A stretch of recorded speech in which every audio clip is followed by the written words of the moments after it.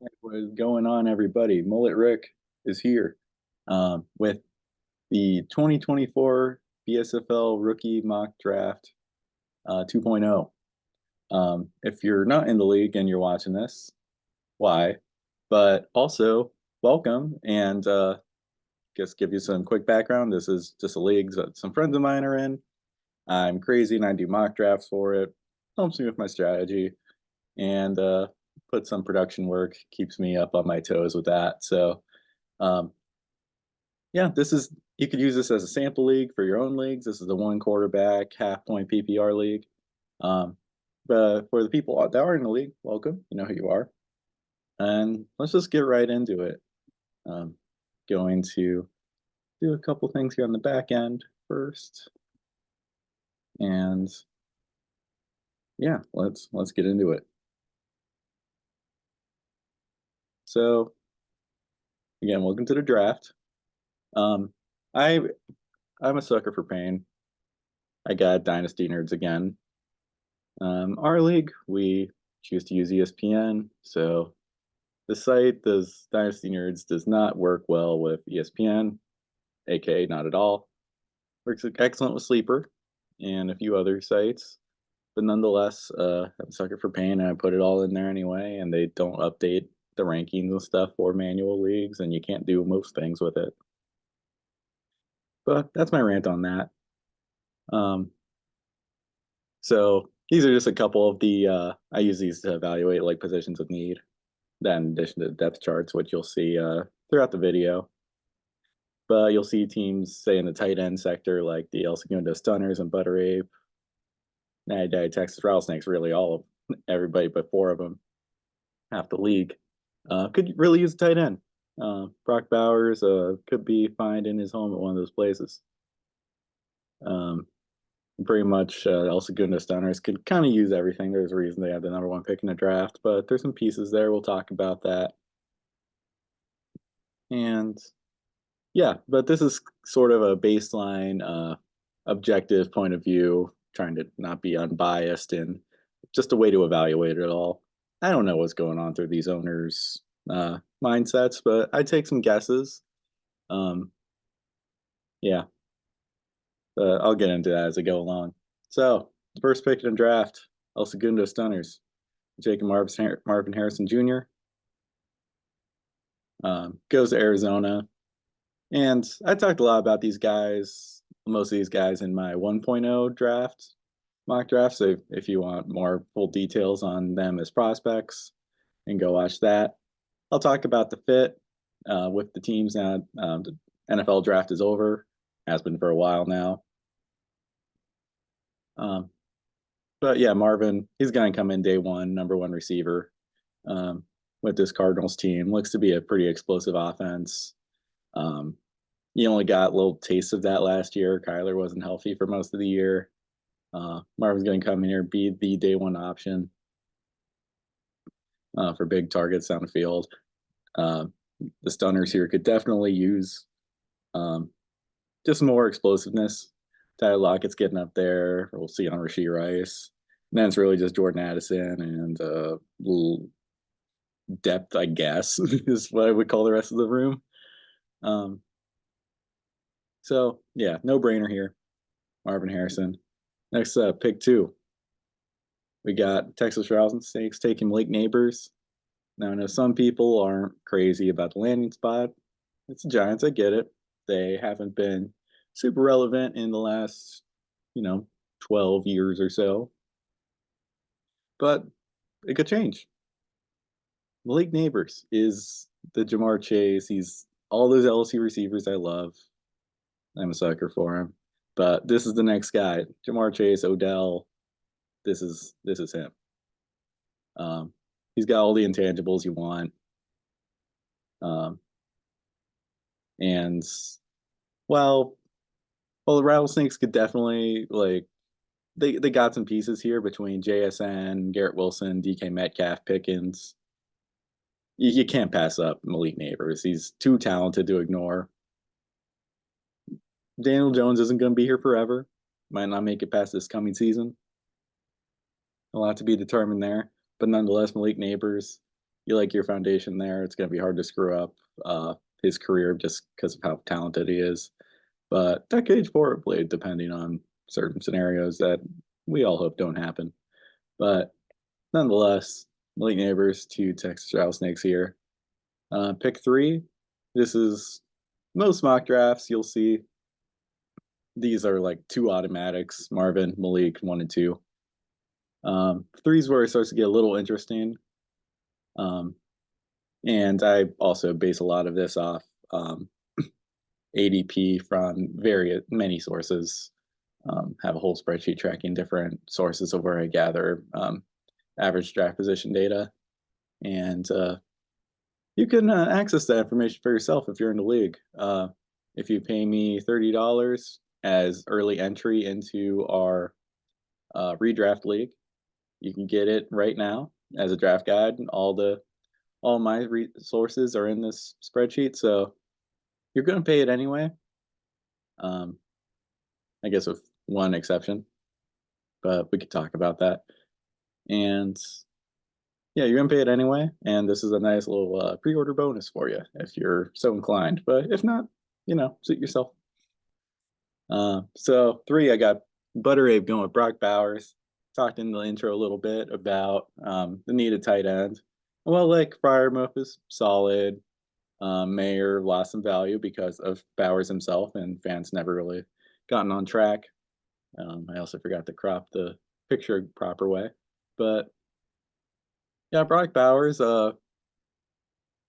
he's gonna dominate wherever he is. I know some people have the landing spot the Raiders as a kind of a knock on it, but it's gonna be a run heavy team. They're gonna go a committee field there, and with that off the play action, that's where you get a little creative with Bowers and his receiving ability.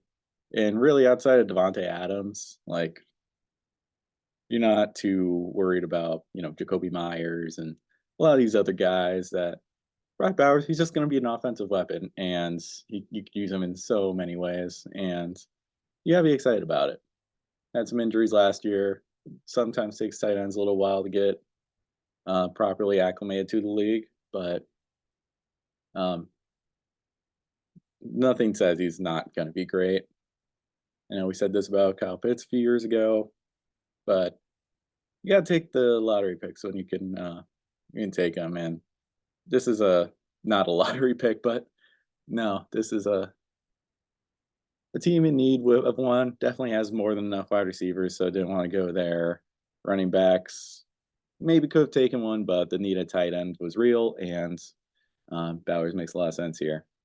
So pick 4, because we are only an 18 league, it definitely thrusts some talent up that wouldn't otherwise get selected this early in many other leagues. But nonetheless, I got Jonathan Brooks going pick 4 to Natty Daddy. This is the first running back and selected in this year's draft. Very hyped up all season long, largely delivered. He's going to be the guy in Carolina is day one pretty much. Looks like he came back from the believe the ACL they suffered midseason, and he still put up great numbers for only 10 games. So it just goes to show the talent this guy has.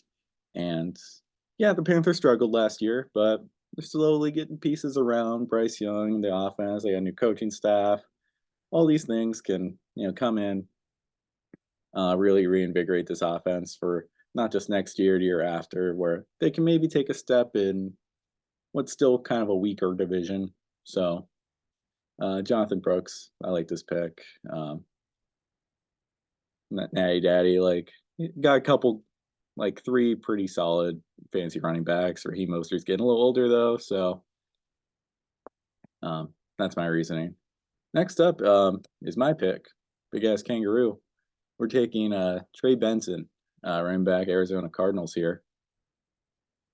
Again, from my perspective, this is not necessarily what I'm going to do come the actual draft, but if things happen, we'll see. It's not on my board. The Trey Benson, you might argue like, oh, he's going to come in behind James Conner, which, yes, but I view him as one of the top 6 or so running backs of this decade coming out. I know it's a lot. I kind of have to think about that statement, but like he's in that conversation. He's just very talented. He does it all. Um, and James Conner's getting a little older now. Um, this guy come in, be that explosive type runner, Brees Hall ish, and like I could use receiver. Anyone could, but I'm not like crazy about some of the depth I have. Like Jacobs, he's on his second contract now, so we'll see. ETN's about to be on his second contract. HN durability issues. I got the Bears backfield on lock, so that's something. And then the rest is I'm just gonna be cutting Miles Sanders. So bye. But yeah, I'm a big Trey Benson fan. Pick 6. Um, part of the reason Rome Odunze would normally be like a top 3 or 4 pick here. Part of the reason I had Natty Daddy going Brooks at 4 was knowing that there's that lack of depth at running back. So knowing he'd be up at 4, or knowing he'd be back up at 6, and I'm square in the middle there, I took it as a scarcity type advantage to where like he secures one of the top 2 guys before I get, you know, the chance to either take Jonathan Brooks or Trey Benson. He gets his pick of the litter there. And it's a loaded receiver draft. So kind of whoever's going to be at 6, if I did go receiver, he could be a fan of. So in this case, Rome Odunze falls to him. And not that Natty Daddy is like desperately receiver needy. You got like 3 quality young guys there. But this is another piece to it. And I shouldn't say 3. I just looked at Adam Thielen. There's like quite a heavy number of guys, but continuing to load up the depth on this roster, and hard to pass up Rome at this value. And there's no other running backs or tight ends really worth taking here. So yeah. Pick 7, Texas Charles syncs back up with another receiver. Again, just there's really only those 2 running backs that are even in contention first round wise. And in most leagues, they're like closer to like pick 10 or so. But like I said, the scarcity and stuff. So pick 7, Texas Rattlesnakes, Xavier Worthy. I think I'm a little more pessimistic on him than most are, which I still like him. He's got great speed, and it's not just speed. Like he has some control over it. Sorry, there's like a fruit fly over here somewhere. He's got some control over it, and he's going to the best possible offense for him. Andy Reid's so creative. Marquise Brown's only there on a 1-year deal. And that could be his like ultimate like breakout of all breakout years with the Chiefs here. Then he signs like a big $25 million contract somewhere else. And then that leaves Xavier Worthy here as the speed threat. And certainly some of his mini camp little viral moments haven't been the best. Just in terms of catching the ball and stuff, but it's mini camp, who cares? He's going to an offense that is like perfect for him in every sense of the word. Could use his talent in the best of ways. And you add Malik Neighbors, you add Xavier Worthy. You're going into 2025 with your receiving core ready to go. Then could really address some of the other needs and really get this team back to where it needs to be, back from the basement. So, yeah, Xavier Worthy really round out the receiving core. Goldstone Cream Austin, pick 8. We got Brian Thomas Jr. I was a huge fan of his. I took him for myself in 1.0. I like the landing spot. Certainly think about like Gabe Davis's role in that, and he is a kind of similar player to Brian Thomas in that they're bigger, bigger receivers that have quite a bit of speed but have a limited route tree. And it's another as you could see, he's Cold Stone Cream Austin here is kind of collecting stacks of different receiving corps positions. So, we got the Raiders here, we got the Titans here. Now we got 3 Jaguars. So why not? Um, but no, this is best player available too. So it works on a variety of levels. Um, and again, we're in a position where these receivers are going. This is just another big run of receivers we're having. We've had 3 in a row so far, more to come.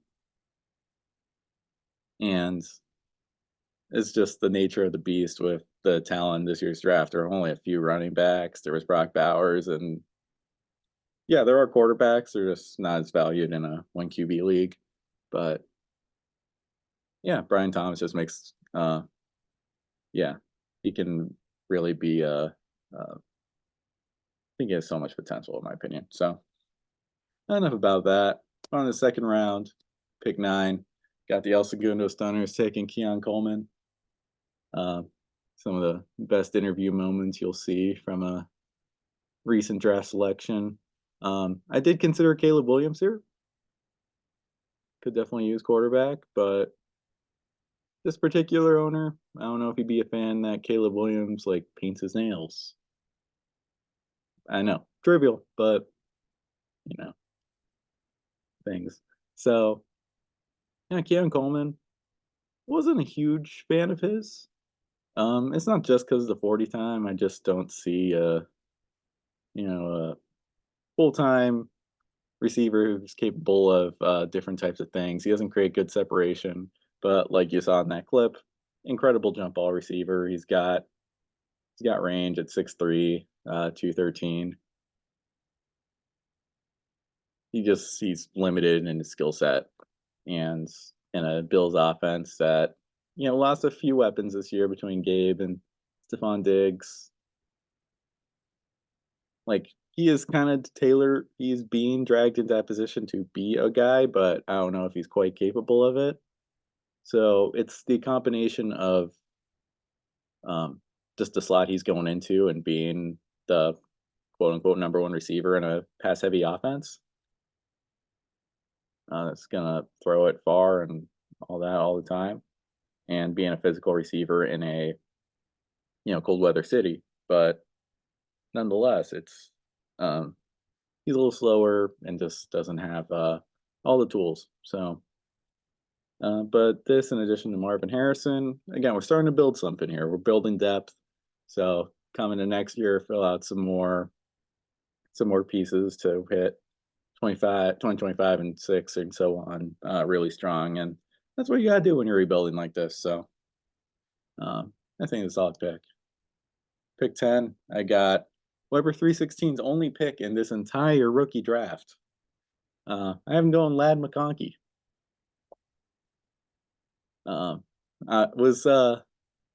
He's fun. Like he's arguably one of the best route runners in the NFL already. Like, well, he doesn't impress you like physically, size wise, or stat wise. You just watch the tape and what he's capable of, and it pops. And Georgia doesn't pass the ball all that often. That's why you didn't see like super crazy numbers for Brock Bowers either. But they had incredible players, and Lad McConkey is one of them. People want to say the white receiver stuff, and fair enough.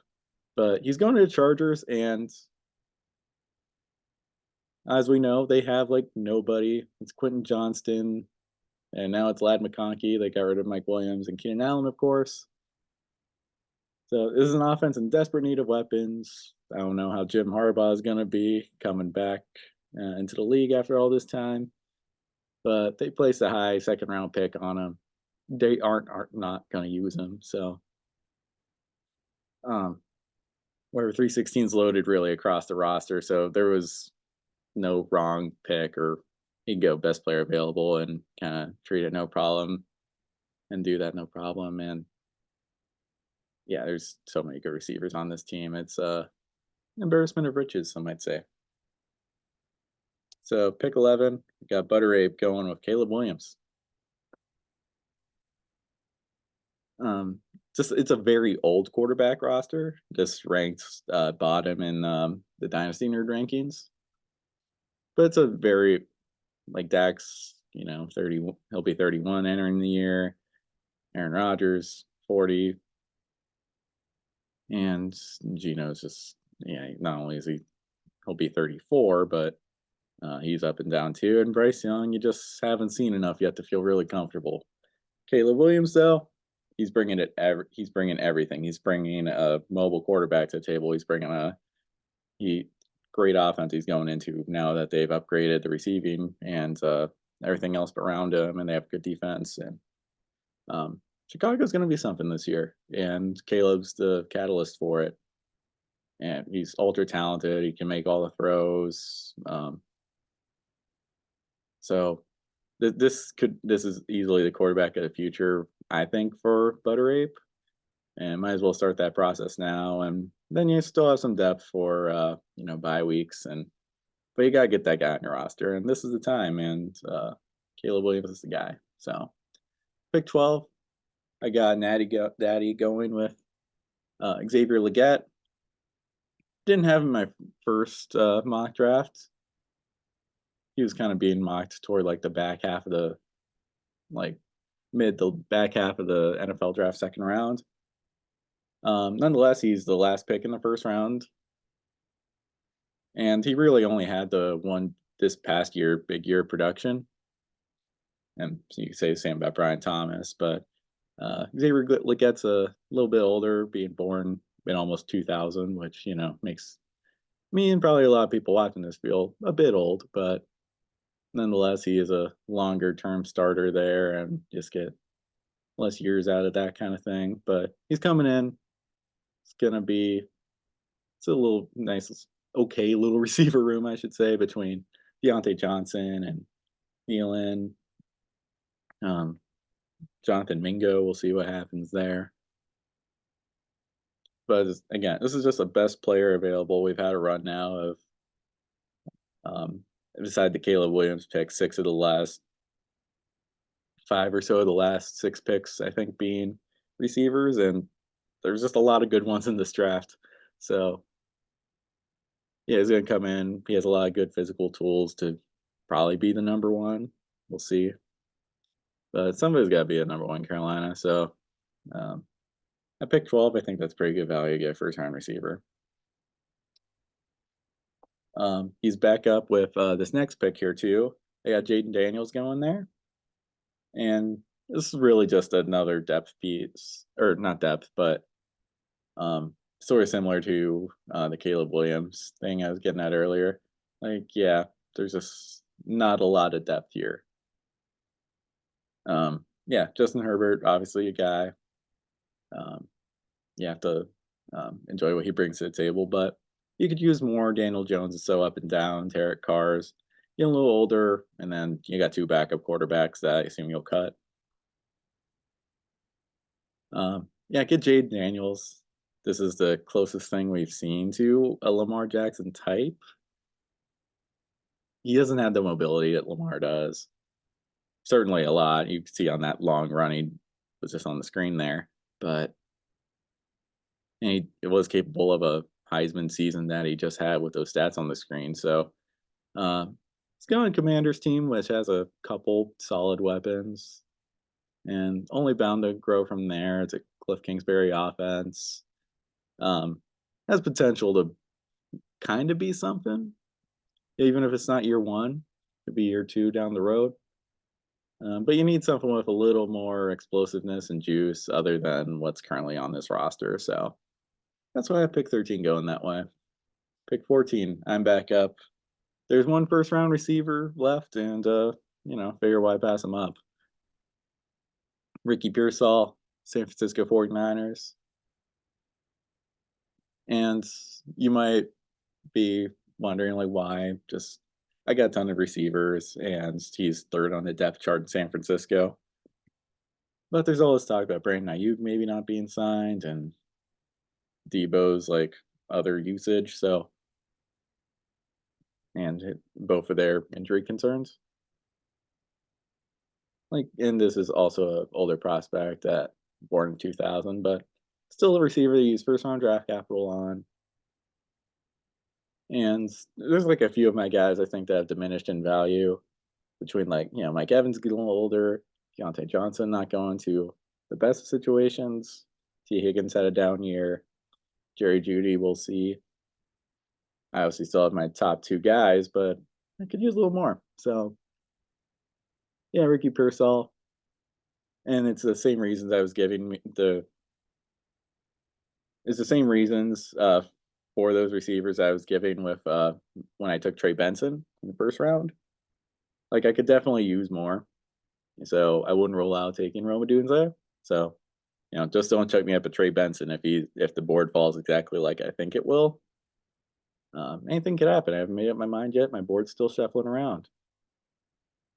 But Ricky Pearsall, yeah, I'm a fan of his. He's very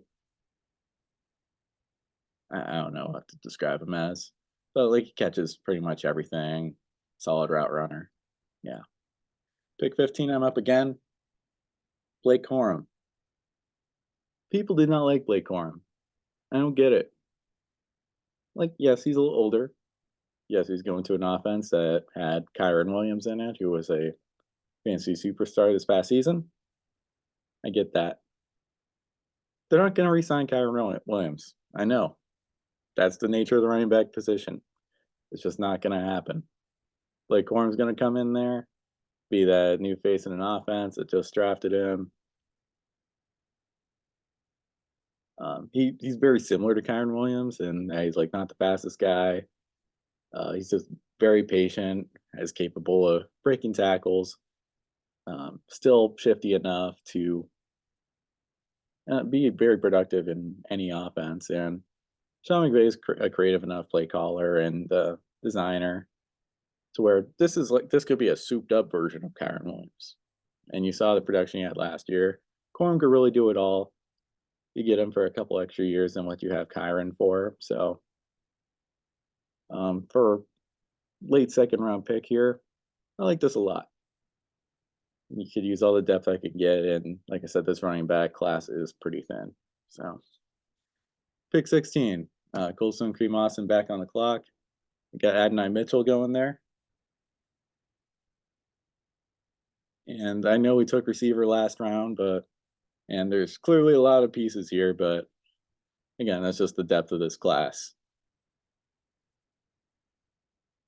And much to like here, he's going to what could be a pretty explosive offense between, you got Michael Pittman, you got Josh Downs, obviously your tight end, I guess, Anthony Richardson, Jonathan Taylor, of course. So this could just be a really creative offense. It got a little off the rails last year after Richardson went down. They had to rearrange some things, but AD Mitchell's a great jump ball receiver. Really could be like that X receiver that they've been looking for. They've been trying with Alec Pierce and like no. And I love that he chose the number 10 because there are 10 receivers drafted before him, and there were 9 in this case drafted before him, and even just his rookie draft. So I'm not high on Jalen Polk, or as are most people, I think, beside the Patriots, I guess. AD Mitchell, I think he could, used in this system correctly, I think he could be something. And then the last pick I'll analyze, we got pick 17. I got Steel Valley Mish's first pick up because all he does is trade away, and then when the draft rolls around, just ask people to trade him back picks. Doesn't work that way. Called out. So I have Steel Valley Mish going with Roman Wilson, Steelers. This is where it starts to get the depth starts to deplete a little bit. Like we're out of the first round range. There's only one day 2 or earlier running back left, and that's Marshawn Lloyd, and he's a backup in Green Bay. So Roman Wilson has between him and Troy Franklin here. And honestly, I kind of went Roman Wilson only because I talked about Troy Franklin in the last mock. But you wouldn't, and Roman Wilson has the better draft capital. But he's going to a Pittsburgh team. They always have this dumb luck with second and third round receivers. And they just traded away Deontay. So it's really just Pickens and Roman Wilson now with Russell Wilson throwing the ball around. And he's got to throw to some people, I mean, even if it's an Arthur Smith offense. Yuck. But nonetheless, Roman Wilson's going to have a ton of opportunity to, not only be a deep threat in the passing game, but to do these end arounds and different things that really help out the run game too. So a lot of his receivers are a bit older. Yeah, Tyreek and Cooper Kupp. Marquise Brown's probably going to have a big year as long as he stays healthy. But Roman Wilson, yeah, another flex starter. So that's what I like there. But I got an extra bonus treat. I did a full 5-round mock. Not going to talk about all these picks, but here it is pretty much. I'll highlight a couple of them. Natty Day is very much in need of tight ends and has a second tight end off the board at his next pick here. Like Benson Not quite a bit. Could be a number 1 tight end in Washington this year. I didn't plan this part out much, as did most of this really. And then at some point, we're an IDP league too. That'll happen. We'll remember that. Oh yeah, we take IDPs. So Latu, Dallas Turner, Peyton Wilson, that kind of run will happen. Tyrone Tracy's got an opportunity to be the number 1 running back in New York this year. So we'll see. It's a flyer pick at the end of the 3rd round. Garendo's got a very similar profile to Raheem Mostert. He's going to a San Francisco offense, which kind of made Mostert what he is. So maybe there's something there if Christian McCaffrey ever, God forbid, has another injury. Kamani Vidal, maybe I think might have an opportunity to get a lot of playing time in with the Chargers. Same with Rasheen Ali, could have quite a bit of time with Baltimore behind Derrick Henry after they shipped most of their running back depth out to the Chargers, funny enough. But yeah, that's what a few of them. You could ask me questions about that, whatever, comment, all that. So appreciate you watching. This was fun. This is a good time, and look forward to actually setting this thing in motion. So we'll see you then. Bye.